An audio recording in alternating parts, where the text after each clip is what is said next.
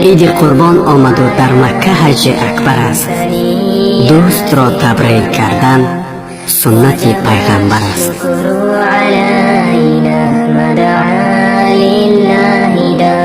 با کمال احترام مردم شریف تاجیکستان را با آمد عید سعید قربان صمیمانه تبریک و مبارکباد نموده از درگاه خداوند بزرگ مغفرت گناهان، هدایت و استواری در دین، سعادتمندی دنیا و آخرت را تمنا می نماییم.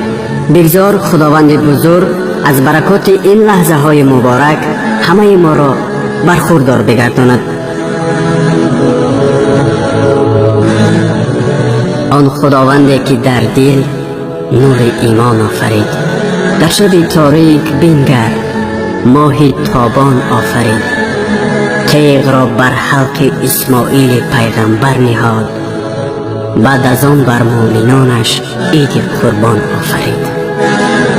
با تمنای عمل شوی آرزوهای نیک همه شما و کل مسلمانان دنیا را به مناسبت عید سعید قربان صمیمانه تبریک و مبارکباد گفته برایتان خوشحالی روزگار، دسترخوان پرناز و نعمت، برای کار و کامیابی های بی‌نظیر، صلح و وحدت و فیض و برکت را تمنا می نماییم.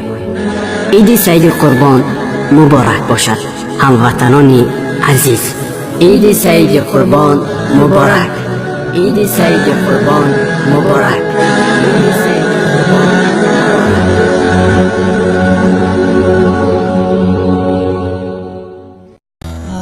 رحمت کام دوستان برای تماشای بر هوا.